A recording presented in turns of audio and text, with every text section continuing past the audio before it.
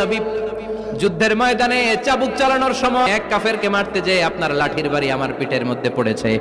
আপনি যেহেতু এই কিসাসটা আদায় করতে চান, আপনার পিঠে আমি লাঠির বাড়ি মেরে এটারে শোধবোধ করে দিতে চাই। বিশ্বনবী বললেন, আসো তুমি এসে আমার পিঠে লাঠি দিয়ে চাবুক দিয়ে বাড়ি মারো। সাহাবী বলে, ও নবী, যখন আপনি আমার চাবুকটা পিঠের মধ্যে মেরেছেন, আমার পিঠে তখন জামা ছিল না। আপনি যদি যথা নিয়মে কিসাসটা আদায় করতে চান, আপনার জামাটা খুলেন, খালি পিঠের মধ্যে বাড়িটা মারি। সাইয়েদনা ওমর ফারুক হাতের জামা এরকম পড়তে শুরু করছে, আয় এদিকে আয়। বিশ্বনবী বললেন, ওমর থামো, মারতে দাও। বিশ্বনবী উনার জুব্বাটা উপরের দিকে উঠালেন, পিঠের মধ্যে বাড়ি দেওয়ার জন্য ওই সাহাবীকে ডাকলেন। ওই সাহাবী বিশ্বনবীকে পিছন দিক থেকে জড়িয়ে ধরে ওই মোহরে নবুয়তের মধ্যে চুমু দিয়ে ফেলেছে।